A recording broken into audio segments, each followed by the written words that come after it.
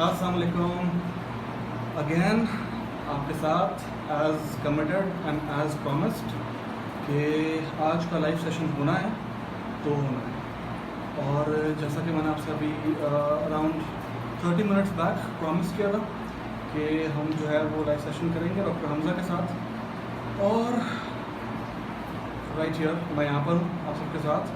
मैं बस अभी वेट कर रहा हूँ ताकि लोग ज्वाइन करें और फिर हम जो है वो एज प्रॉमिस अपना लाइव सेशन जो है वो स्टार्ट करें। सबसे पहले मैं आपको इंट्रोडक्शन करा दूँ। मेरा नाम डॉक्टर एहसन मुस्तफा बेग है। मैं एक कार्डियोलॉजिस्ट हूँ और कराची में प्रैक्टिस करता हूँ। एज प्रॉमिस्ड आज का जो लाइव सेशन है हमारा वो हील पेन और लेग पेन के ऊपर है, जो कि बहुत एक मोस्ट कॉमन जो है वो हमारा जो है वो प्रॉब्लम है आजकल के हमारे मिडिल एज और ओल्ड एज पॉपुलेशन का। कुछ प्रॉब्लम्स हुए थे अभी कुछ अर्सा लाइक 1 आवर बैक जब हमारा स्केजुअल टाइम था लाइव सेशन का, लेकिन उस प्रॉब्लम को हमने ओवरकम कर लिया है और अब हम जो है वो वापस से आ गए हैं डॉक्टर हमज़ा के घर के ऊपर। और लकीली करीब था घर तो, और आपसे प्रॉमिस भी किया था तो ये तो काम करना था। राइट। सो डॉक्टर हमज़ा आलम रूमेटोलॉजिस्ट हैं, कराची में प्रैक्टिस करते हैं। ज़ियाउद्दीन हॉस्पिटल और पटेल हॉस्पिटल का एक बड़ा नाम है और एक इमर्जिंग रूमेटोलॉजिस्ट है। तो आज का लाइव सेशन डॉक्टर हमज़ा के साथ। So let's switch to doctor Hamza, please welcome. अस्सलाम वालेकुम हमज़ा, कैसे हैं आप? बिल्कुल doctor Hamza, please it's your show. Thank you so much for giving me this opportunity. शुक्र है हमारा घर बिल्कुल करीब में ही है ताकि फिर ईज़िली सब हो पाया। और मैं आज लग नहीं रहा था क्योंकि अक्सर प्रॉब्लम्स हो जाती हैं, तो सबसे बेस्ट ये होता है बंदा ओवरकम करे और उससे डिसहार्टन ना हो। सो स्टार्टिंग विद एहसन, ये जो टॉपिक मैंने देखा था पिछले से पोस्ट भी लगाई हुई थी regarding heal pen and leg pain, और ये काफ़ी कॉमन सिम्टम है, बल्कि कॉमन जो है एक प्रॉब्लम है जो लोग अक्सर ओपीडीज़ में आते हैं बेसिकली हील पेन के साथ। हील जिसको हम उर्दू में एड़ी भी कहते हैं, और जो है और लोग का एक बहुत फ्रीक्वेंट जो एक कंप्लेन होती है लोगों की कि मेरी एड़ी में जलन हो रही है या मेरी एड़ी के अंदर दर्द हो रहा है, या जो है जब मैं सुबह उठती हूँ या सुबह उठता हूँ तो मेरी जो है एड़ी एकदम से जब मैं ज़मीन पे पैर रखती हूँ या रखता हूँ तो बहुत दर्द होता है, से उठती है और विद द टाइम ग्रेजुअली वक्त के साथ साथ जो है बेहतरी की तरफ चला जाता है। बहुत लोग होते हैं कि वो काफ़ी महीनों से, कुछ लोग सालों से कंप्लेन कर रहे होते हैं। कुछ लोग होंगे वो कहेंगे कि ऑन एंड ऑफ होता है, कुछ लोगों को कंटिन्यूस पेन होता है, थ्रू आउट द डे होता है, कुछ लोगों को सिर्फ मॉर्निंग के टाइम ज़्यादा होता है। लेकिन ये नो डाउट कॉमन सिम्टम है और अक्सर लोगों की, तमाम लोगों में यानी कि दुनिया में जो भी कहीं भी रहता हो तो उसकी ज़िंदगी में 2 से 3 दफ़ा हमेशा कभी ना कभी एड़ी में दर्द यानी हील पेन हुआ होता है। ठीक है। अच्छा, एड़ी हील जो खासतौर से आपने जो पोस्टर लगाया था जिस पर पिक्चर भी थी, बिल्कुल जो पैर का जो पिछला हिस्सा होता है उसको हम हील कहते हैं, और उस हील के जो है आगे की तरफ जो है ना हमारी पैर होता है, उंगलियाँ होती है, ऊपर की तरफ जो होता है वो हमारी पूरी टांग जा रही होती है। तो हील जो है एक तरह का प्रेशर पॉइंट है, यानी कि आपके जो पूरा जिस्म है, जो पूरा जो आपकी वजूद होता है वो खासतौर से ग्रेविटी की वजह से जो है वो उस एड़ी के ऊपर यानी घुटनों के ऊपर जोर पड़ता है, फिर वो ग्रेजुअली फिर एंकल्स पर फिर एड़ी के ऊपर जा रहा है। ये समझिए आपका पूरा बॉडी वेट जो है वो एड़ी की वजह से सपोर्ट कर देती है। एड़ी छोटी सी नाजुक सी चीज़ होती है। ऑब्वियस सी बात है जब कोई चीज़ इतनी बड़ा जिस्म जो अल्लाह ताला ने बनाया है वो पूरा प्रेशर उसके ऊपर आ रहा होता है तो ऑब्वियस सी बात है पेन होता है, एक नॉर्मल सी बात है, एक नेचुरल सी चीज़ है। और लेकिन ये बहुत इंपॉर्टेंट चीज़ है कि इसको डिफ्रेंशिएट करें कि ये पेन किस टाइप का है। जब कुछ लोग होते हैं कि हम इसको 2 हिस्सों में डिवाइड कर सकते हैं। एक होता है नॉर्मल पेन जिसको हम मैकेनिकल पेन भी कहते हैं, जो ज़्यादातर लोगों में होता है, 90% लोगों के अंदर ये इस तरह का पेन होता है। और एक होता है 10% लोगों में इन्फ्लेमेटरी पेन होता है, यानी सोजिश की वजह से। हाँ तो हम सॉरी आपको मैं डिस्टर्ब करूँगा, मुझे मैसेज आ रहा है कि वॉइस क्लियर नहीं है, तो क्या सबको वॉइस क्लियर आ रही है? कैन एनीवन प्लीज़ मैसेज कि आपको जो है वो आप सबको वॉइस क्लियर आ रही है? अगर वॉइस क्लियर नहीं आ रही है तो प्लीज़ लेट मी नो, ताकि फिर उसको जो है वो बिल्कुल ऑगमेंट करें, उसको सही करें। Can anyone tell me? Hello,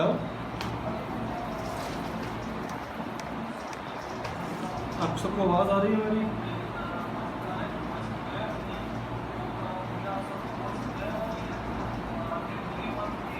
I guess yes, voice बिल्कुल क्लियर है। Okay okay, thank you Sabahat. Please Hamza आप कंटिन्यू करें।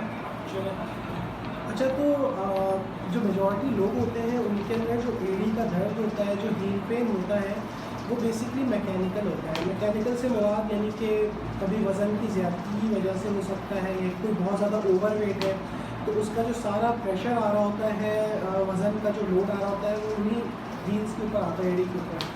कुछ लोगों के अंदर एक छोटी सी हड्डी लोग निकल आती है, जो ऐसे ने जिक्र भी किया उसका, जिसको हम कैल्कुलेनियल स्पर भी कहते हैं।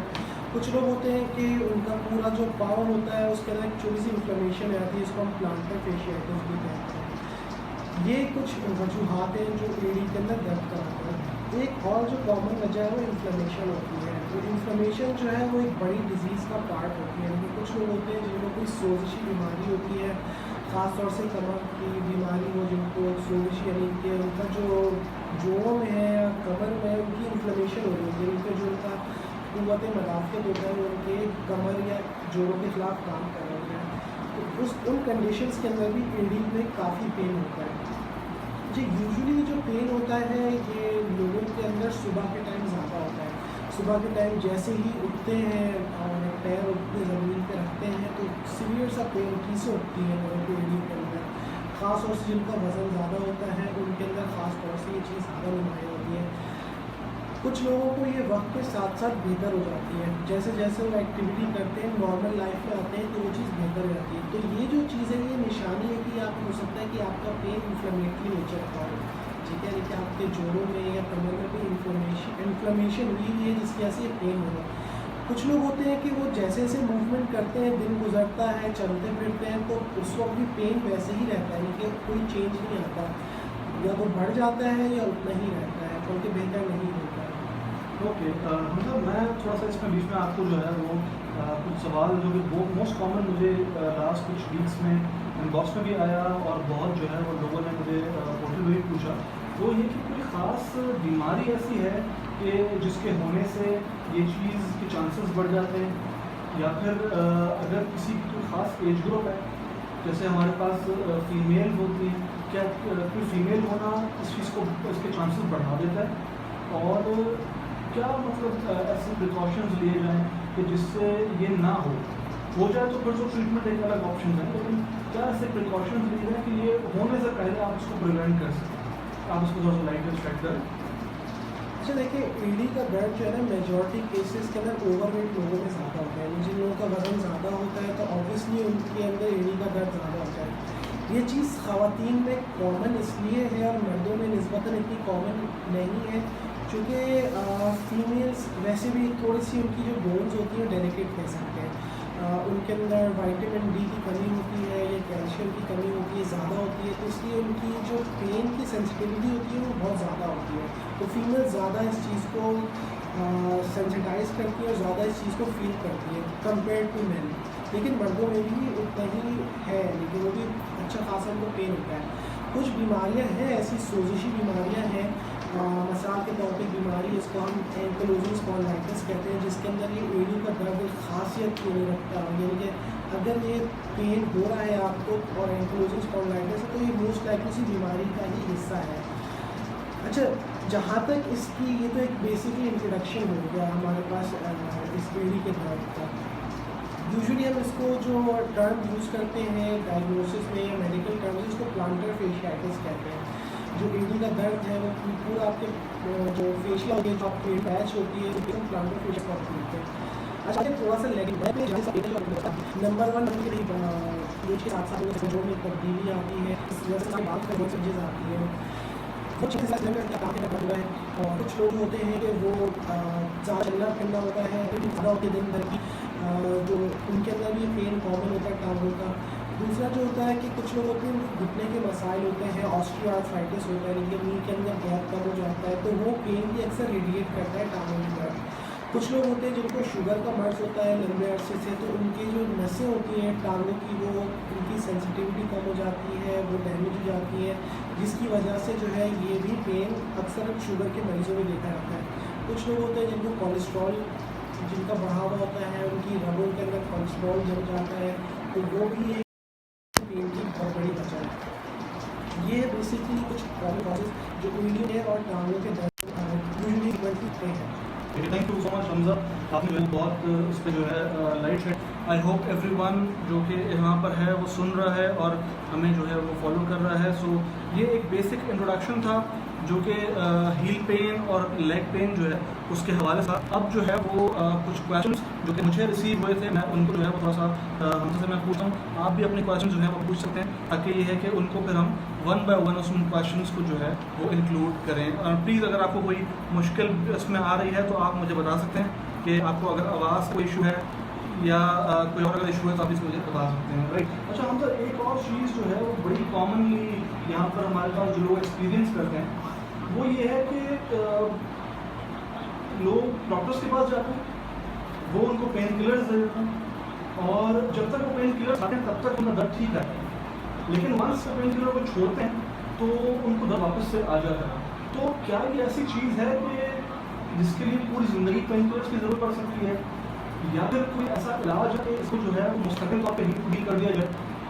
कोई ऐसे ट्रीटमेंट ऑप्शंस हैं हमारे पास पेन किलर्स के?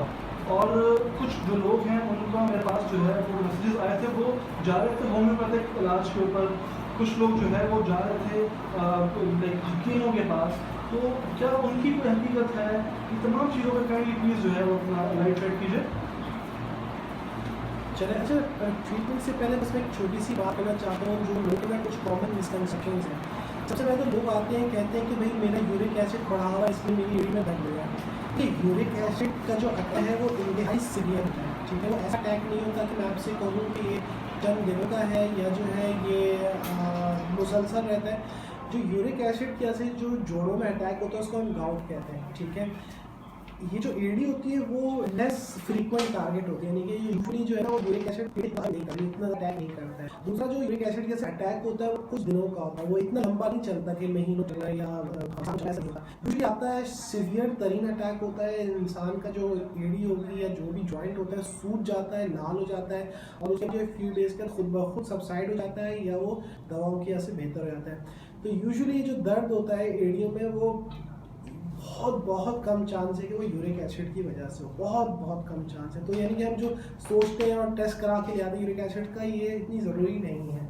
अच्छा, अब आते हैं जो अहम सवाल है जो एहसन ने हमसे पूछा है इसकी ट्रीटमेंट के हवाले से। अच्छा, ट्रीटमेंट तो एक तो ऑब्वियसली आपको पता है पेन किलर्स होती हैं, ठीक है। कुछ पेन किलर्स होती हैं, वो बड़ी पेन किलर्स होती हैं, इनको हम एनसेड्स भी कहते हैं, जैसे कि वोल्ट्रॉल हो गई, वॉरेन हो गई, डाइक्लोरान हो गई, सेल्बेक्स, जोबेक्स, यानी ये पेन किलर्स होती हैं। इनके ज़्यादा साइड इफ़ेक्ट्स भी होते हैं, किडनी वगैरह को ख़राब कर सकती है। एक होती है कोई हल्की फुल्की पेन किलर्स होती हैं, जैसे कि जिसके अंदर पैरासीटामोल शामिल है, जैसे न्यूब्रॉल हो गई, सैमोल हो गई।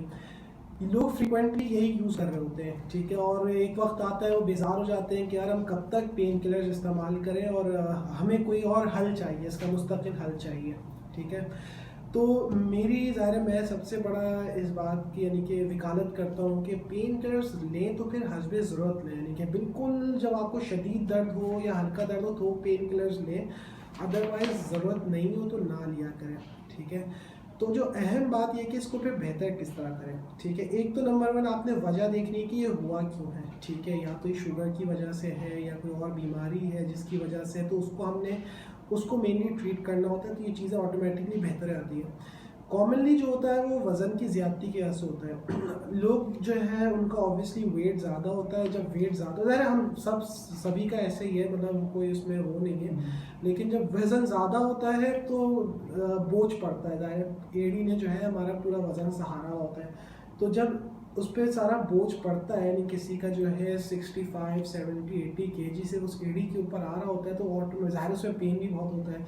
तो आपको ये समझना चाहिए कि अगर वज़न कम करेंगे तो आपका पेन ऑलमोस्ट इरेडिकेट हो जाएगा, सही। और ना सिर्फ पेन इरेडिकेट होगा बल्कि ज़ाहिर और भी चीज़ें, शुगर वगैरह भी कंट्रोल में हो जाएगी। अगर है किसी को फ्यूचर में चांस है कोई हार्ट डिजीज़ होने का, वो भी ज़ाहिर वो भी रिस्क कम हो जाएगा।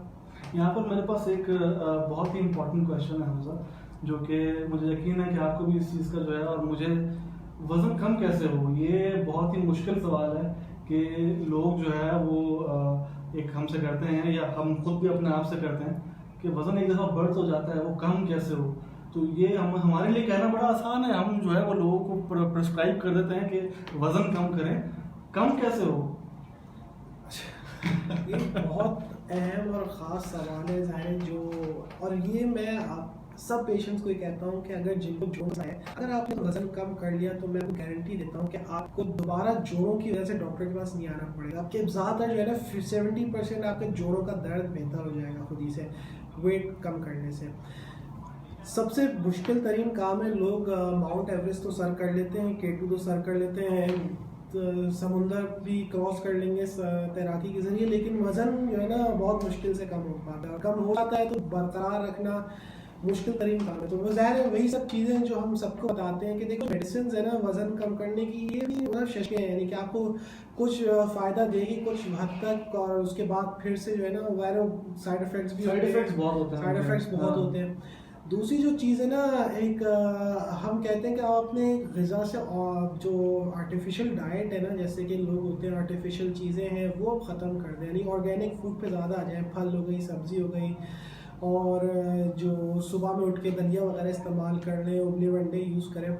जो आपकी डाइट में cake, cold drink, pastry, biscuit, chips, शक्कर, ये सब चीज़ें जिस दिन आपने निकाल दी तो आपका समझें 8-10 kg तो पहले महीने में या दूसरे महीने में गिर जाएगा। तो वज़न कम करना सबसे बेस्ट चीज़ है। एड़ी का दर्द अगर आपको उसका मुकम्मल हल चाहिए, और अगर आपका वज़न इतना ज़्यादा भी नहीं है तो आप 2-3 kg भी कम कर लेंगे ना, तो उसको आपको काफ़ी फ़र्क महसूस होगा, और आप खुद बताएंगे कि हाँ भाई मेरा वज़न कम करने से मुझे काफ़ी रिलीफ मिला है इस पेन के अंदर। राइट, बहुत ज़बरदस्त। ये तो आपने जो है वो लोगों को जो है वो टिप्स बता दी हैं कि वज़न कम जो है वो कैसे किया जा सके। अच्छा हम सर, इस सब में आपने ट्रीटमेंट बताया, ट्रीटमेंट ऑप्शंस बताए, पेन किलर्स का आपने बताया, आपने वेट लॉस का आपने बताया, फिजियोथेरेपी का क्या रोल है इसमें? फिजियोथेरेपी के रोल के बारे में बताइए ज़रा। अच्छा देखिए, एक दो और मैं थोड़ी बहुत ट्रीटमेंट ऑप्शन बताऊं कि जो कि जिक्र भी किया था हसन ने भी मेरे साथ पास आने से पहले, बर्फ़ से टिकोल भी करते हैं लोग। जो हीट और कोल्ड दोनों जो है ना वो इन चीज़ों को काफ़ी हद तक सबसाइड कर देगा। जो भी आपको इन्फ्लेमेशन हुई भी है, जो भी पेन है ना, तो हीट और कोल्ड दोनों का जो है ना एक एनाल्जेसिक इफेक्ट होता है। एनाल्जेसिक इफेक्ट से मतलब ये कि वो पेन में आपको काफ़ी हद तक रिलीफ दे देता है। तो हीट और कोल्ड दोनों, लेकिन जो एड़ी का दर्द है ना वो कोल्ड को ज़्यादा रिस्पॉन्स अच्छा करता है। यानी कि आपने जो है बर्फ़ का कोई भी आइस पैक लिया या थैली के अंदर बर्फ़ के क्यूब्स डाल दिए और उसको अपनी एड़ी पे लगाया दिन में एटलीस्ट 3 दफ़ा, तो आप देखिएगा बहुत हद तक रिलीफ मिल जाता है। दूसरी चीज़ जो बहुत ज़रूरी है, चूँकि जिन लोगों का वज़न ज़्यादा होता है वो घर में नंगे पैर ना चलें, ठीक है। नंगे पैर चलेंगे तो पेन कभी ख़त्म नहीं होगा। तो घर के लिए एक अलग से नरम सी कोई सॉफ्ट सोल वाली चप्पल ले लें, ठीक है। वो चप्पल आप पहनेंगे तो आपका जो पूरा जो वेट की वजह से प्रेशर बन रहा होता है वो उस चप्पल के अंदर एब्जॉर्ब हो जाएगा, उसकी सोल के अंदर। तो किसी भी दुकान पे आजकल तो वैसी चीज़ बहुत ही ज़्यादा कॉमन है, नरम सी सोल वाली चप्पल जिसको खुद पहन के आप कंफर्टेबल महसूस करें, यानी कि जो एड़ी के अराउंड जो सोल होता है थोड़ा मोटा सा और स्पंजी सा हो, तो उससे बहुत लोगों को फ़र्क पड़ता है। बाहर जाए तो बाहर जाके आप नरम से कोई जॉगर्स ले लें या कोई ऐसे शूज़ ले लें जो उसके अंदर एड़ी भी आपकी अच्छी मोटी सी हो, जो सोल उसके अच्छे मोटे से हो, नरम से हो, जिसमें आप कंफर्टेबल महसूस करें अपने आप को। नहीं कर सकते तो सिलिकॉन के हील पैड्स आते हैं, सिलिकॉन के हील पैड्स हो गए, या कोई भी आप फोम का पीस इक्वली काट के दोनों जूतों में रख दें, तो उससे जो प्रेशर इफेक्ट होता है ना एड़ी के ऊपर वो फिर कम हो जाता है। तो ये 2-3 चीज़ें जिससे बहुत लोगों को फ़ायदा होता है। नंगे पैर नहीं चलना है घर में, ठीक है। बर्फ़ लगाना है एड़ी के ऊपर दिन में 3 दफ़ा। तीसरी चीज़ ये कि जब भी घर में रहें तो नरम सी सॉफ्ट चप्पल और सॉफ्ट सोल वाले जूते, नहीं तो सिलिकॉन के हील पैड यूज़ करें, ठीक है। अब आ जाए जो एहसन का सवाल था, क्या इससे एक्सरसाइज फिजियोथेरेपिस्ट जो है वो आपको ज़ाहिर है कुछ टेक्निक्स बताएगा, चूँकि वो कोई बहुत मेजर जॉइंट नहीं है, कोई बहुत मेजर चीज़ नहीं, तो फिजियोथेरेपी बहुत इतनी ज़्यादा हेल्पफुल नहीं होती है, ठीक है।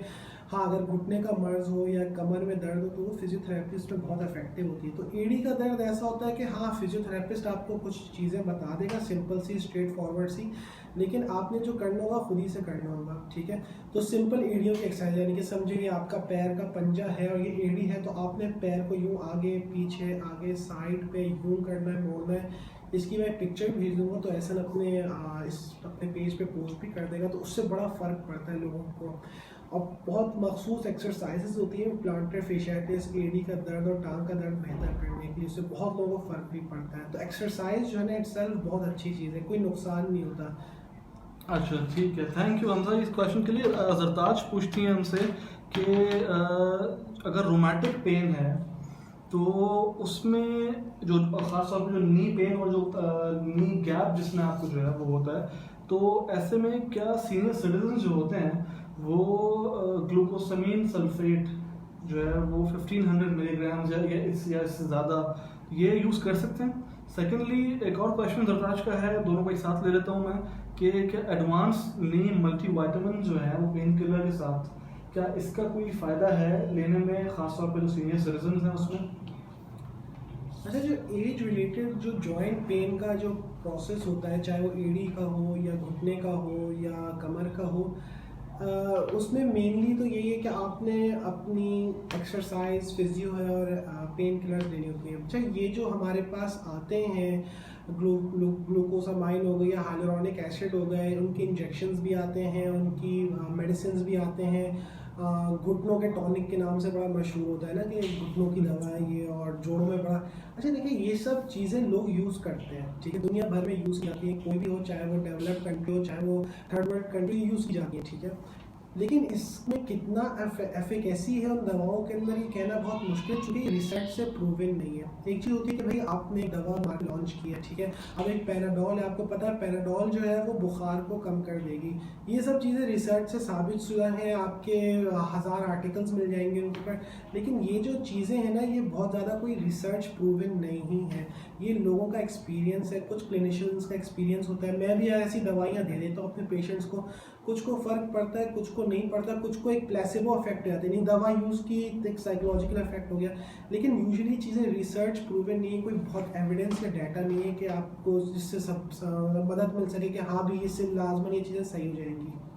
ओके ठीक है। अच्छा, हम नेक्स्ट क्वेश्चन जो है वो हमसे रिमशा पूछती हैं। Rimsha is one of our colleagues, my colleagues, and she is working as a dermatologist. ये पूछती हैं कि what is the role of PRP for knee pains and what are your takes on it? Few orthopaedics and rheumatologists are using PRP for certain conditions, how effective is it? अच्छा, एड़ी के दर्द के लिए तो इतना इफेक्टिव नहीं है, लेकिन प्लेटलेट रिच प्लाज्मा जो है पीआरपी डर्मेटोलॉजिस्ट तो बहुत फ्रीक्वेंटली यूज़ करते हैं बॉन्डनेस वगैरह ट्रीट करने के लिए। नी पेन के लिए इट्स इफेक्टिव, ठीक है। जहाँ तक मैंने बात की रिसर्च प्रूवन, तो PRP is proven by research कि it has been shown to be effective in mild to moderate osteoarthritis, ठीक है। इसके अलावा जो है पीआरपी जो है और भी डिफरेंट चीज़ों के लिए लोग फ्रोजन शोल्डर के लिए भी दे रहे होते हैं, लेकिन मेनली ऑस्टियोआर्थराइटिस के लिए जो प्लेटलेट्स इंजेक्ट करते हैं अपने जो नीज़ के अंदर, तो उससे इफेक्ट आता है, ठीक है। लेकिन देखिए, ये सब चीज़ें डिपेंड करती हैं ऑन द पेशेंट्स कंडीशन, उसका पेन की सिवियरिटी, यानी उसकी जो ऑस्टियोआर्थराइटिस किस लेवल का है, ठीक है। अगर किसी पेशेंट के नी के अंदर कोई गैप ही नहीं है, बहुत ही सिवियर ऑस्टियोआर्थराइटिस है और वो पीआरपी लगा लेता है, देयर इज़ अ चांस कि may be few weeks, few months के लिए उसको आराम आ जाए, लेकिन इवेंचुअली वो चीज़ वापस आ जाएगी, ठीक है। चूँकि it's a age process, it's a life long process, ख़त्म नहीं हो सकता। हाँ, अगर किसी का माइल्ड टू मॉडरेट ऑस्टियोआर्थराइटिस है और वो क्राइटेरिया फुलफिल करता है पीआरपी का, तो उसको ऑब्वियसली अच्छा इफेक्ट पड़ेगा, हो सकता है लंबा पड़ जाए, few years, 2-3 years, may be 5 years. लेकिन देखिए, ख़त्म नहीं हो सकता, लेकिन it can be control, it can get better with PRP as well. और इसी तरह स्टेम सेल भी है, वो भी है। पीआरपी कहाँ से कौन कर रहा है, इट्स वेरी डिफिकल्ट टू से कितना लोगों को फ़र्क पड़े, लेकिन अगर कोई अच्छे इंस्टीट्यूट से कराता है पीआरपी तो ऑब्वियसली फ़र्क पड़ता है। ओके, सही, thank you Risha for your question.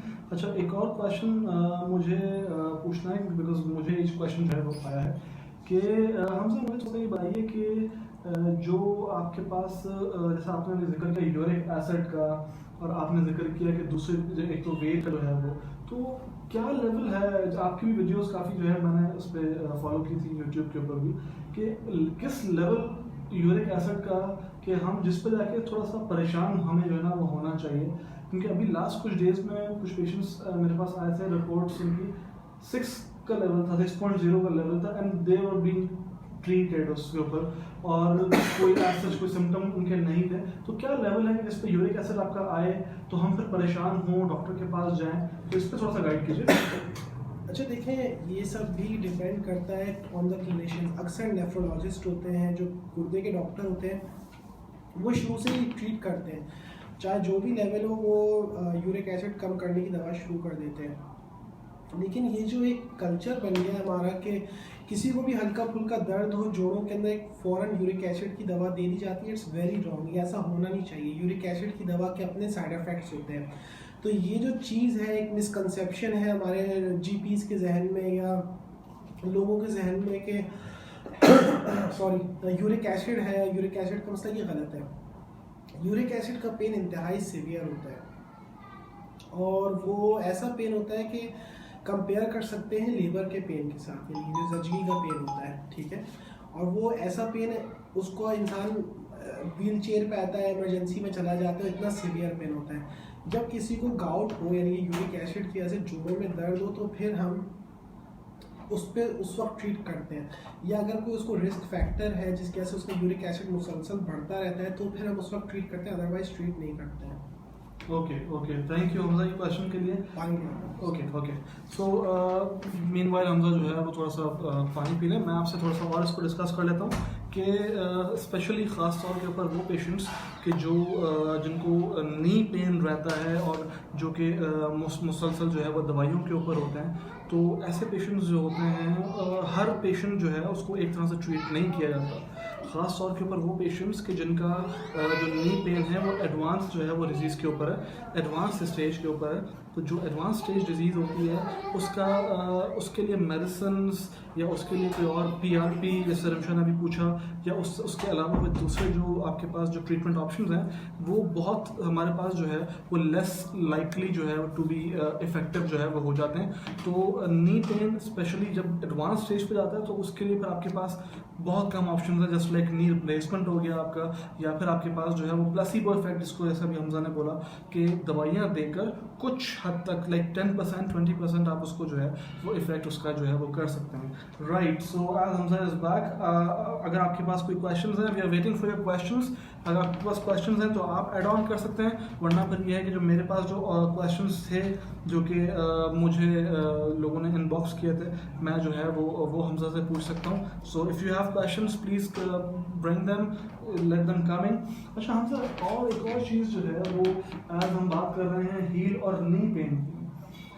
अच्छा, कोई जैसे डायबिटिक्स हमारे माशरे में बहुत हैं, पाकिस्तान में देखा जाए तो every 3rd person is diabetic. अभी परसों का ही सर्वे मैं जो है वो पढ़ रहा था उसमें, and every 4th person is hypertensive. बहुत ही फ्रीक्वेंट जो है वो ये बीमारियाँ डायबिटिक और हाइपरटेंसिव हो गई हैं। तो जैसा आपने बताया कि जलन जो है वो लोग बताते हैं, कुछ लोग नमनेस बताते हैं, सुनपन, कुछ लोग कहते हैं कि ऐसा लगता है कि हम रेत पे चल रहे हैं, कुछ लोग जो है उनको पाँव जो है वो क्रैक हो जाते हैं, वो उनको पता नहीं चलता। अभी जस्ट एक और क्वेश्चन ऊपर जो है उसको मैं ऐड कर लेता हूँ साथ में, कि अगर किसी को क्रैक्ड हील्स है उसकी वजह से उसमें पेन हो रहा है, तो ऐसे जो डिजीज़ हैं, ऐसी जो कंडीशंस हैं, उसको फिर हम किस तरह अप्रोच करें कि हम जो है वो जिसमें जलन भी है, साथ में नमनेस भी हो रही है, और जिसकी वजह से फिर लोगों को जख्म होते हैं वो पता नहीं चलते, और फिर दे एंड अप डायबिटिक्स पे तो खास तौर पे वो फिर एम्पुटेशन और फिर इस तरह की चीज़ होती है। तो इस तरह की चीज़ों को कैसे हम अप्रोच करें?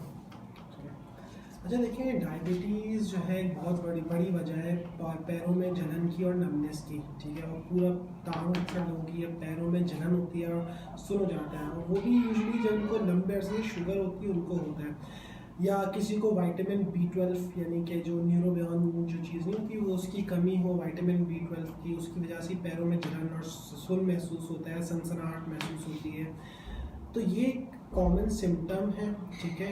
ये इसके सिम्टम्स इस तरह भी लेते हैं कि लोग कहते हैं कि हमारी चप्पल अक्सर चलते चलते निकल जाती है, या ऐसा लगता है कि हम रुई के ऊपर या बादलों के ऊपर चल रहे हैं, और हमें कुछ महसूस नहीं होता, या हमें रात के टाइम सीवियर जलन होती है पैरों के अंदर, तो ज़ाहिर अगर किसी को शुगर या विटामिन B12 नहीं भी है उसकी कमी, तो अपना टेस्ट तो करवा लें। हो सकता है अंडरलाइंग डायबिटीज़ या शुगर हो या विटामिन B12 की कमी हो, ठीक है। विटामिन B12 यूजली ग़िज़ा की किल्लत या कमी की वजह से भी हो जाती है, तो ये चीज़ हम पहले कराएं। तो देखिए एवेंचुअली क्या है कि आपने अपनी पैर की सफाई का ख्याल रखना है, ठीक है, यानी कि आपके पैर साफ़ हो ताकि कभी उस पर ज़ख़म ना बने, ठीक है। और नंबर 1 चीज़ जो मोस्ट इम्पॉर्टेंट वो है शुगर का कंट्रोल अच्छा, यानी कि डायबिटीज़ आपकी कंट्रोल रहेगी तो ये चीज़ काफ़ी हद तक बेहतर हो जाएगी। या अगर विटामिन B12 की कमी की वजह से, तो आप न्यूरोबियॉन की इंजेक्शन या दवाइयाँ ले सकते हैं। कुछ दवाइयाँ आती हैं जो पैरों में जलन को बेहतर करती हैं, और वो बेसिकली एंटी डिप्रेसेंट्स होती हैं जिनको हम बहुत ही लो डोज के अंदर देते हैं, तो पैरों में जलन और सनसनाहट या सुन होने को बेहतर और रिलीफ प्रोवाइड करती हैं। इसके अलावा और भी कुछ मेडिसिन होती हैं जो नसों के ऊपर एक्ट करती हैं, उनको हम प्रीगैबलिन्स भी कहते हैं, ज़ीगैब, ज़िलिका के नाम से आती हैं, जो काफ़ी हद तक जलन को और दर्द को पैरों में बेहतरी ले आती है। लेकिन मेन जो चीज़ वही है कि आपने अपना शुगर कंट्रोल करना है। ओके, थैंक यू हमजा इस क्वेश्चन के लिए। अच्छा, एक और क्वेश्चन है हमारे पास कि लोग जो हैं वो बजाय इसके कि एक्चुअल कॉज को ट्रीट करें, वो जाते हैं पेन क्लिनिक के ऊपर। ज़ाहिर उनको दर्द होता है, लोगों को अवेयरनेस नहीं है। अब मैं थोड़ी देर पहले उसी पे डिस्कस कर रहा था कि हमारा आपके पास सारा सब कोई इवेंट हुआ है, क्योंकि मेरे साथ तो जब मैं अपने उसमें हॉस्पिटल में जब मैं होता हूँ तो बहुत सारे केसेस ऐसे आते हैं कि जिनमें लोग जो है ना उनको ये अवेयरनेस नहीं होती, नहीं अनफॉर्चुनेटली बताया जाता है कि उनको जो है वो किस डॉक्टर के पास जाना है, और वो जो है वो रॉन्ग डॉक्टर्स के साथ सालों तक उनको जो है वो वहाँ पर हो रहे होते हैं। जस्ट लाइक कि अभी जो है वो पेन क्लिनिक के पास जा रहे हैं दर्द के लिए, लेकिन वहाँ से वो रेफर आउट नहीं हो रहे होते टू प्रॉपर जो स्पेशलिटी है, और स्टिल और उसके बाद फिर वो developing dress as a result of complication. So ये इस तरह की जो है वो कुछ चीज़ें, इस पर आप क्या कहेंगे? अच्छा देखिए, डिपेंड करता है कि बंदे को अंडरलाइन कॉज क्या है। अगर किसी को डायबिटीज़ की वजह से पैरों में जलन है या पैर सुन होते, तो ऑब्वियसली उसको शुगर के डॉक्टर के पास जाना पड़ेगा ताकि शुगर इन कंट्रोल आए। शुगर इन कंट्रोल आएगी तो ये चीज़ें बेहतर रहेंगी। अगर किसी को जो है प्लांटर फेशियाइटिस है, एडी में दर्द है, तो सबसे पहले तो चूँकि यहाँ पे हमारे पास फुट डॉक्टर्स नहीं होते, हमारे पास यूजुअली फिजिशियंस या रोमेटोलॉजिस्ट या ऑर्थोपेडिक सर्जन होते हैं, तो उनको चाहिए कि किसी ऑर्थोपेडिक या किसी रोमेटोलॉजिस्ट के पास जाए ताकि उसको पता चले कि भाई इसको जो एडी का दर्द है किस वजह से हो रहा है, क्या ये वज़न की वजह से है, क्या ये किसी इन्फ्लेमेशन का पार्ट है, क्या ये जो है स्पर की वजह से हुआ है। तो ये सब देखने के लिए इसको विजिट तो करना पड़ेगा किसी रोमेटोलॉजिस्ट। रोमेटोलॉजिस्ट चूँकि बहुत रेयर है हमारी सोसाइटी के अंदर, हार्डली मेरे ख्याल से 8-10 ही हैं जो दोनों सिंध और बलूचिस्तान को कैटर करते हैं, तो थोड़ा मुश्किल होता है रोमेटोलॉजिस्ट मिलना। लेकिन कई अच्छे यानी कि सर्जन ऑर्थोपेडिक के पास भी जाएंगे तो वो आइडेंटिफाई कर लेगा प्रॉब्लम, उसके बाद बेशक वो किसी रोमेटोलॉजिस्ट के पास भी आ सकते हैं। तो ये जो चीज़ें हैं ना कि आप सिर्फ पेन किलर्स खाते रहें, ये गलत है। आपने अंडरलाइन चीज़ को आइडेंटिफाई करके ट्रीट करना है। क्या ये एज के साथ साथ का प्रोसेस है, क्या ये जो है घुटने में गैप कम हो गया है, क्या ये जो है कोई लिगामेंट या टेंडन के टेयर की वजह से प्रॉब्लम आई है, क्या जो ये जो है कोई सेकेंडरी और कोई कॉज है, तो वो चीज़ को आइडेंटिफाई करना बहुत जरूरी है। अंडरलाइन कोई जो जिस वजह से दर्द हो रहा है वो पता चल जाएगी तो उसको ट्रीट करेंगे तो ज़्यादा अच्छे अंदाज में पेन बेहतर हो जाएगा। ओके राइट, अभी इसी बात को आपको मैं आगे बढ़ाता हूँ। जस्ट अभी क्वेश्चन हमारा बड़ा ज़बरदस्त क्वेश्चन जो है पूछा है ईशा ने कि सबसे पहले आपको वेलकम कर रही हूँ, थैंक यू। और उसके बाद ये है कि if a patient is suffering from knee pain और एनी अदर जॉइंट पेन, तो हमें कैसे पता लगेगा कि हमें ऑर्थोपेडिक फिजिशियन के पास जाना है, सर्जन के पास जाना है, या रोमैटिक जो रोमोलॉजिस्ट हैं उसके पास जाना है? क्योंकि इवन मेरी नॉलेज में बहुत पेशेंट्स ऐसे हैं, बल्कि मेजर चंक के जो पेशेंट्स जो हैं वो रॉन्गली या राइटली, वो आप मुझे बताएंगे कि वो जा रहे होते हैं ऑर्थोपेडिक सर्जन के पास और वही उनको सालों सालों तक ट्रीट कर रहे होते हैं, और फिर वो एंड अप जो आपके पास भी होते हैं या फिर कुछ जो है उसमें आ रहे होते हैं हमारे पास। तो डोमेन क्या है, एक रोमेटोलॉजिस्ट का डोमेन क्या है? और जैसे कि आपने बताया बहुत कम लोग हैं, तो क्या साइंस एंड सिम्टम्स हों कि जिसमें जो पेशेंट है या कोई भी ऐसा इंसान जिसको ये सिम्टम्स हो, वो रश करे कि रोमेटोलॉजिस्ट को दिखाना है rather than to any other sub speciality? तो देखिए, नंबर वन तो फ़र्क जानना बहुत ज़रूरी है। ऑर्थोपेडिक बेसिकली जो डॉक्टर होता है वो सर्जन होता है, यानी कि अगर आपको कभी फ्रैक्चर हो जाए, हड्डी टूट जाए, या कभी नी रिप्लेसमेंट करनी हो या हिप रिप्लेसमेंट करनी हो, तो वो उस वक्त बेस्ट होता है कि आप उसके पास जाएँ। वो सर्जिकली चीज़ को बेहतर करता है। रोमेटोलॉजिस्ट जो होता है वो बेसिकली सोजिशी बीमारियाँ, जो ऑटो इम्यून बीमारियाँ होती हैं, जो इन्फ्लेमेटरी बीमारियाँ होती हैं, उनको ज़्यादा डील करता है। रोमेटोलॉजिस्ट की फील्ड पेन मैनेजमेंट से भी ताल्लुक़ होता है, तो ये जो घुटने का दर्द है, एड़ी का दर्द है, तो ये भी रोमेटोलॉजिस्ट बहुत अच्छी तरह से देखता है। अच्छा, कुछ चीज़ें जो होती हैं जो जिसको मैं कहता हूँ रेड फ्लैग साइंस होते हैं, ठीक है, जिसके जो हो तो आपने लाजमन रोमेटोलॉजिस्ट से मिलना है। जैसे कि फ़र्ज़ करें आपके हाथों के छोटे जोड़ों में स्वेलिंग हो रही हो, या हाथों के छोटे जोड़ों में सुबह उठती हैं मुट्ठी बंद करने मुश्किल हो रही हो, अकड़न हो रही हो दोनों तरफ, या आपकी कमर के अंदर सुबह उठती है तो इंटेंस पेन होता है, अकड़न होती है, और with the passage of time चीज़ें बेहतर हो जाती हैं, तो ये मोस्ट लाइकली रोमेटोलॉजी की ही डिजीज़ है। और हो सकता है कि कोई आपको रोमेटोलॉजी रिलेटेड कोई बीमारी ना हो, जिसको हम गठिया भी कहते हैं, या सोजिशी बीमारी होती है, तो ये चीज़ें बहुत ज़रूरी। फिर तो आपने फौरी तौर पे रोमेटोलॉजिस्ट से मिलना है। या अगर आपकी जो है मुंह में छाले होते हों, या धूप में निकलती हो, चेहरा लाल हो जाता हो, बाल झड़ते हो, तो हो सकता है कि कोई एसएलई नाम की बीमारी हो। या अगर अक्सर लोग होते हैं जिनको बहुत सी इन्फ्लेमेटरी बीमारियां होती हैं जो बहुत रेयर होती हैं, जो हम शायद कभी नाम नहीं सुना होता, तो वो सब रोमेटोलॉजी से रिलेटेड होती हैं। और शायद नॉर्मली इंसान जो डॉक्टर होता है वो ज़िंदगी में शायद 1 या 2 केसेस देखा, तो वो बहुत सी ऐसी जो बीमारी होती है रोमेटोलॉजिस्ट डील करता है। लेकिन साथ साथ अब जहाँ तक एड़ी का दर्द की बात है, ठीक है, घुटने का दर्द यूजुअली पेन मैनेजमेंट हर कोई कर लेगा, आपको एक्सरसाइज बताएगा, आपको गाइड कर देगा, ये दवाई लो, ये दवाई नहीं लो, हो सकता है कोई सप्लीमेंट्स दे दे, ग्लूकोसामाइन या हाइलोनिक एसिड जैसे। लेकिन जब एक वक्त आता है कि जब पेन इतना शदीद हो जाता है और बिल्कुल कोई गुंजाइश ना हो, ना इंजेक्शन से कोई फ़ायदा हो जो हम नी के अंदर लगाते हैं, एड़ी के अंदर लगाते हैं, तो फिर उस सूरत में ज़ाहिर बेस्ट ऑप्शन फिर एक ऑर्थोपेडिक सर्जन का ही होता है कि वो आपका नी रिप्लेसमेंट कर दे, उस चीज़ को सर्जिकली करेक्ट कर दे। ओके, अच्छा, देखो आपकी बात में आगे बढ़ा, जैसा कि आपने जिक्र किया कि इंजेक्शन जो हम लगाते हैं जॉइंट में, नी में, या हील के अंदर इंजेक्शन लगाते हैं, या एंकल में लगा रहे होते हैं, अच्छा ये इसके कितना फ़ायदा है? पहली बात कि इंजेक्शन से जो है वो आपको, दूसरी चीज़ इसके साइड इफ़ेक्ट्स क्या हैं? बहुत सारे लोग जो है उनके दिमाग में एक मिसकंसेप्शन है, कि मुझे खुद पता है इस हवाले से, कि जब अगर आप घुटनों में इंजेक्शन लगा रहे हैं तो आप घुटनों का पानी खींच लेते हैं, और फिर वो जो है कुछ साल के बाद घुटने आपके बेकार हो जाते हैं। दूसरा ये है कि जो हीट का इंजेक्शन है वो जो लगाते हैं, एक तो पहली बात वो बहुत पेनफुल होता है, जो है पर्सनली लोग मेरे मदर को हो चुका है, तो लेकिन ये है कि कितना फ़ायदा उससे होता है इंजेक्शन से, और कितना टाइम दवाइयाँ लेने के बाद जो है फिर डिसाइड किया जाए कि अब लगवाना बेहतर है, किन बीमारियों में हम लगवाना अवॉइड करें। इस पर थोड़ा सा जो है ना वो हमें लाइट शेड करें, कि ये बहुत ही एक टैबू है हमारे जो है ना माशरे में, कि घुटनों में इंजेक्शन को लगवा लिया, घुटनों का पानी निकलवा लिया, अब तो घुटने सूख जाएंगे तुम्हारे, मतलब बहुत सारे ऐसी चीज़ें सुनने में आपको भी आती हैं, मुझे भी आती हैं, तो इसके बारे में बताइए ज़रा।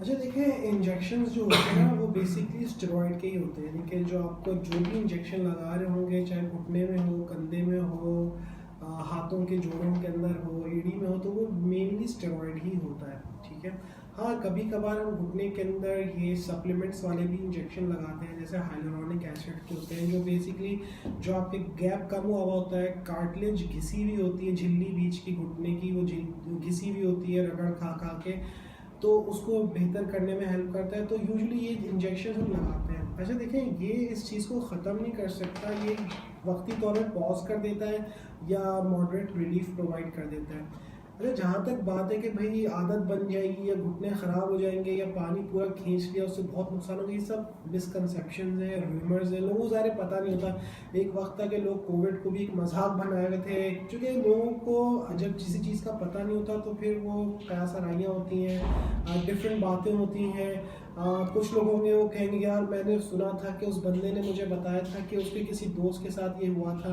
देखिए, अगर किसी के घुटने में पानी है तो और वो निकल रहा है तो इसका मतलब पानी का एक्सेस था, ज़्यादती थी, जो निकल रहा है। वरना नॉर्मली हर इंसान के घुटने में पानी होता है, ऐसा नहीं है कि हम आपके घुटने का सारा पानी खींच लेंगे और वो ख़त्म हो जाए, ऐसा नहीं है। वो प्रोसेस चलता रहेगा, पानी हल्का फुल्का बनता रहेगा ताकि घुटनों में लुब्रिकेशन रहे।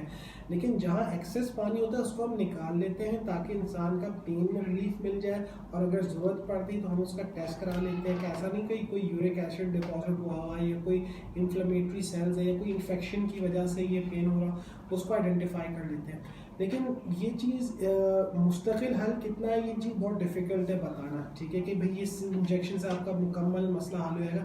हाँ, पेन आपका सबसाइड हो जाएगा, एक पॉज लग जाएगा और दर्द के अंदर वो चीज़ काफ़ी हद तक बेहतर रहेगी। और अगर उसके बाद अगर आपने ये चीज़ें की, एक्सरसाइज की, फिजियो की और अच्छी तरह से वेट लूज़ किया, तो हो सकता है मुस्तकिल तौर पे चीज़ें हल हो जाए आपकी। राइट बहुत ही एक मिसकंसेप्शन है, you're right, बहुत ज़्यादा लोगों में जो है वो ये चीज़ फैली है।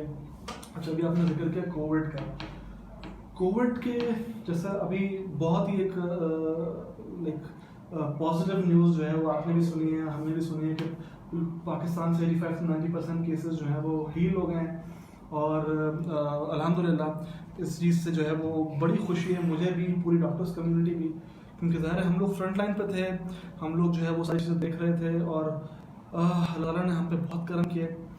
तो कोविड से रिलेटेड जैसे पेशेंट्स होते हैं, आफ्टर जब उनको ये हीलिंग हो जाती है, उनका जो आइसोलेशन खत्म हो जाता है, उसके बाद उनको जॉइंट पेन्स, उसके बाद उनको बॉडी पेन बहुत ज़्यादा जो है वो देखने में आया है। और जैसे कि मैंने भी काफ़ी जो है पेशेंट्स में देखा है, अराउंड 200 पेशेंट जो हैं वो कोविड के अल्हम्दुलिल्लाह जो ट्रीट हुए हैं मेरे पास, उसमें से कुछ पार्ट अराउंड 100 या 150 पेशेंट्स, अराउंड 50% से ज़्यादा, उन पेशेंट्स में एक तो फीवर परसिस्ट करता है, 99-100 उनको रह रहा होता है महीने तक, लेकिन जॉइंट पेन्स उसमें हो रहे होते हैं। वो जॉइंट पेन से क्या किया जाए? क्या उन जॉइंट पेन्स के लिए कोई ख़ास स्ट्रेस की ज़रूरत है, कोई ट्रीटमेंट की ज़रूरत है, किसी डॉक्टर को दिखाने की ज़रूरत है, क्या किया जाए? मोस्टली नज़र है आपको आजकल हॉस्पिटल्स के हालात पता है, तो कोई चीज़ हो जाए कि घर में बैठे बैठे ही लोग जो है वो उसको मैनेज कर लें, बिल्कुल एक इंतहाई हालत के अंदर जो है वो फिर वो हॉस्पिटल जाए, तो क्या करें ऐसे सिचुएशन में? तो देखें, since Covid is a virus, ठीक है, तो जो भी वायरस होता है ना, चाहे वो डेंगू हो, चिकनगुनिया हो, कोई सा भी वायरस, इन्फ्लुएंजा हो, वो बॉडी में पेन कराता है, ठीक है, वो वायरस की कैरेक्टरिस्टिक है ये। जो बैक्टीरिया होता है वो इतना पेन नहीं कराता बॉडी में, जॉइंट्स में, लेकिन जो वायरस होता है वो बॉडी एक करवाता है, ठीक है। और अगर चिकनगुनिया जैसा वायरस आ जाए तो फिर तो बिल्कुल जोड़ आपके काम दिखा देते हैं, यानी बहुत सीवियर पेन होता है। तो ये वायरस इसमें मैं आपको बीच में जो है वो इंटरप्ट करूँगा, आई एम सॉरी। चिकनगुनिया से मुझे याद आया, आपका भी जो टाइम था और जिस हॉस्पिटल में हम लोग थे, और वहाँ पर मुझे याद है एक पेशेंट चिकनगुनिया का, एंड वो ट्रीट हुए, सही हुए, उसके बाद वो घर गए। घर जाने के बाद 6 महीने, आप यकीन करें, 6 महीने वो बेड पे लेटे रहे, उनसे उठा नहीं गया। वो 6 महीने उनको उठते, खड़े होने की कोशिश करते, और उनको मतलब 5 कदम वो नहीं चल सकते थे, और उसके इतना बुरे हालात थे। और 6 महीने के बाद वो वापस आए हैं, फिर उनको जो है वो कुछ हद तक कुछ बेहतरी आना शुरू हुई है।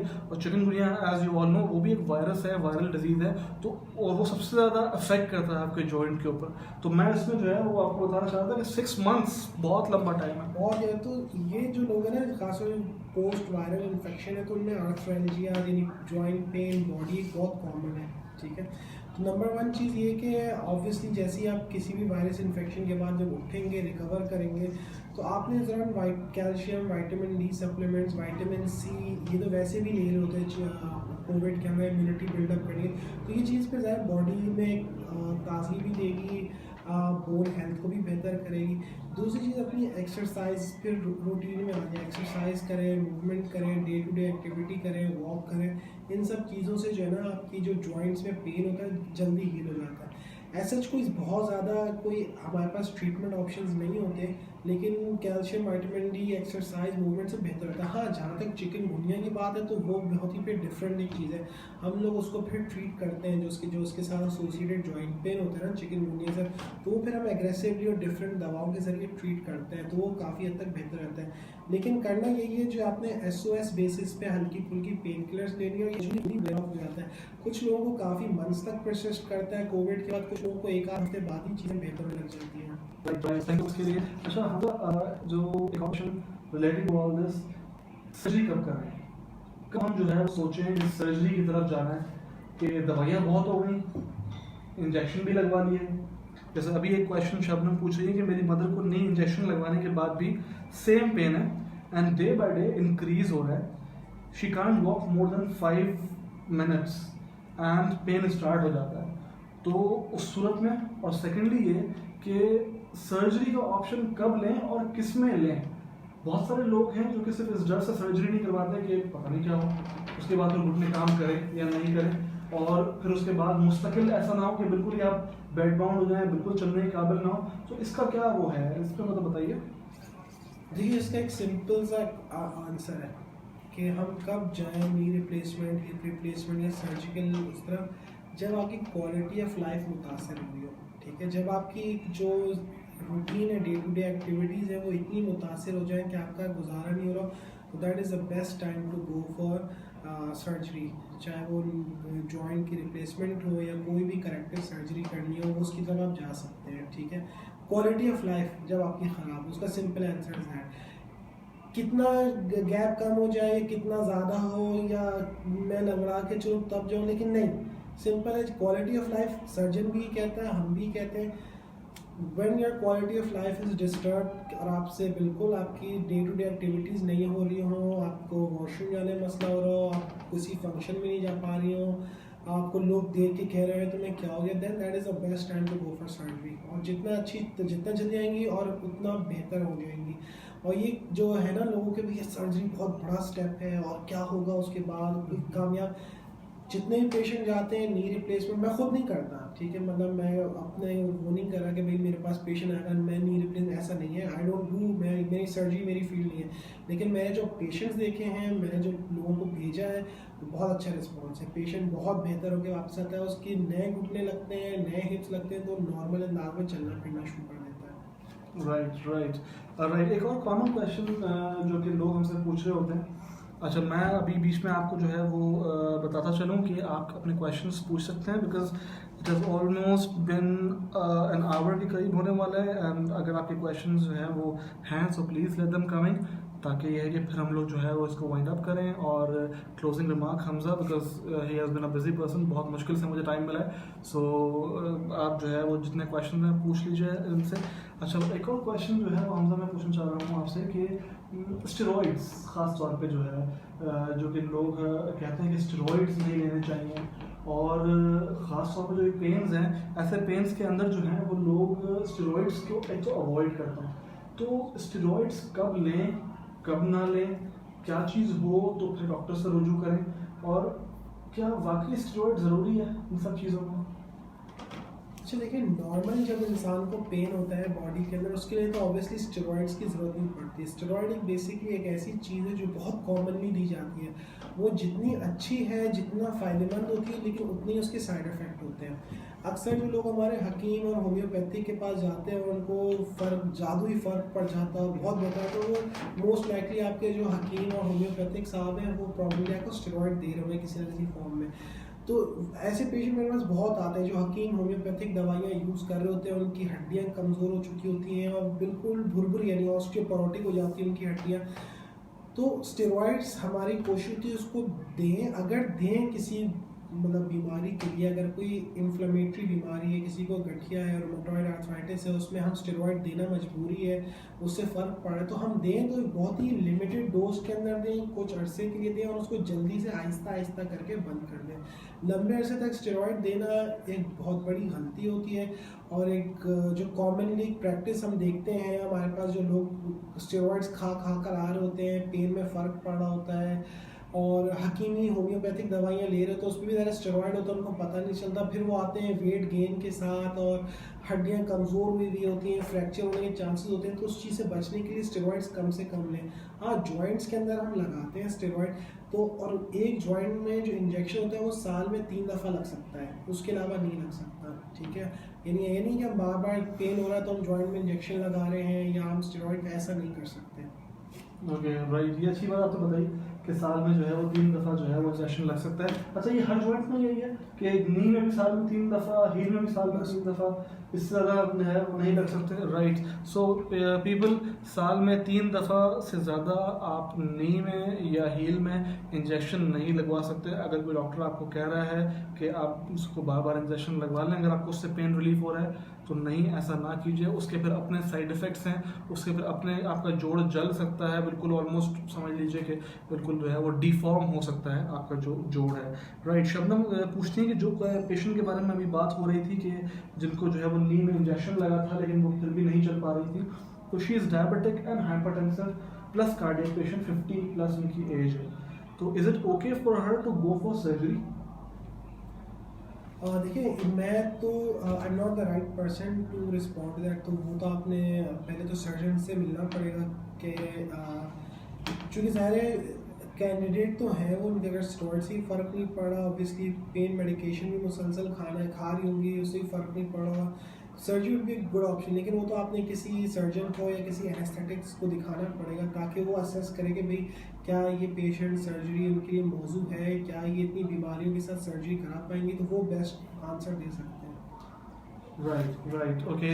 सो बस लास्ट के कुछ क्वेश्चंस हैं, मैं आपसे पूछूंगा, आपको ज़्यादा टाइम नहीं लूँगा। Hamza, thank you so much इससे पहले कि आपने इतना अपना टाइम दिया, और लकीली हम लोग बहुत जो है वो एक दूसरे के करीब हैं कि हम लोगों ने ये जो है उसको पॉसिबल किया लोगों के लिए। सो लास्ट क्वेश्चन जो मैं पूछना चाहूँगा हमजा आपसे, वो ये है कि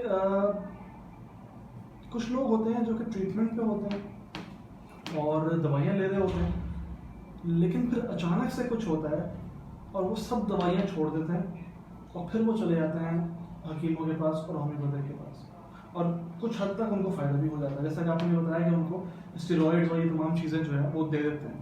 तो जब ऐसे पेशेंट्स वापस आते हैं आपके पास और इतना सब कुछ लेकर, और ये आपके लिए फिर क्या मुश्किलात होती हैं उनको ट्रीट करने में, और वो ऐसे पेशेंट्स किस चीज़ के एट रिस्क होते हैं जब वो वापस आते हैं और वो फिर इतनी सारी जो दवाइयाँ होम्योपैथिक की वो लेके आ चुके होते हैं?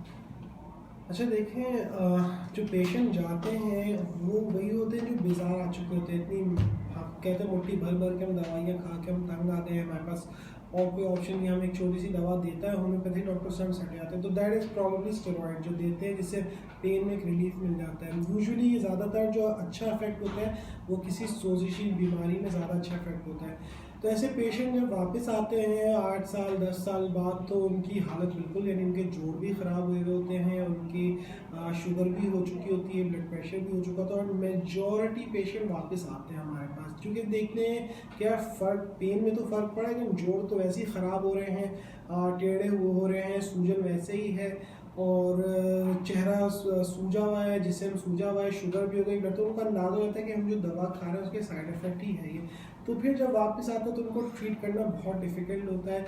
ऐसी सूरत में ज़ाहिर है हमारे पास ऑप्शंस भी कम होते हैं, चूँकि पेशेंट बहुत ही, यानी कि उसका बॉडी फ्रेजाइल हुई होती है, बहुत कमज़ोर हुई होती है, तो ट्रीट करना उसको बड़ा डिफ़िकल्ट। तो सबसे बेस्ट यही है कि आप कंसल्ट करते हैं रोमेटोलॉजिस्ट को या जो भी जिस फिजिशियन को आप दिखाते हैं, और कोशिश करें कोई भी सोजिशी बीमारी हो, कोई इन्फ्लेमेटरी आर्थराइटिस हो, उसके लिए होम्योपैथी का नहीं है क्योंकि वो एक्चुअली आपको स्टेरॉइड ही देना होगा। राइट, बिल्कुल, ये बहुत ही इम्पोर्टेंट हमारे पास प्रॉब्लम है हमारी सोसाइटी का, राइट। हमजा, तो बिल्कुल अच्छा, शबनम कह रही है, thank you, okay, welcome Shabnam. बस आपसे जो है वो अब इजाज़त मैं लेना चाहूँगा। बहुत ही ज़बरदस्त, बहुत अच्छा सेशन हमारे लोगों के लिए और बहुत फ़ायदेमंद सेशन है, वो तो आपके कमेंट्स में मुझे जो है वो पता लग भी रहा है, और please keep your comments coming. और ये लाइव सेशन जो इसकी जो वीडियो है वो काफ़ी लोगों के लिए बहुत हेल्पफुल साबित होगी in times to come. Thank you Hamza, और प्लीज़ आप अपने ज़रा हमारे ऑडियंस को टाइमिंग्स भी बता दीजिए कि आप किस हॉस्पिटल में कहाँ कहाँ होते हैं, किस टाइम पे होते हैं, ताकि वो आपसे इजीली कंसल्ट कर सकें। और स्पेशली मेरा जो ख़ास तौर पर थोड़ा कंसर्न वो ये हमेशा रहता है कि ऐसे लोग जो कि अफोर्ड नहीं कर सकते, और ऐसे लोग जो कि ज़ाहिर एक स्पेशलिस्ट को बहुत कम, हमारे जो है वो आजकल लोग कमज़ोर हो चुके हैं, तो ऐसे लोग क्या करें, क्या कोई और ऑप्शन है इसके अलावा? प्लीज़ इस पर ज़रा गाइड कीजिए।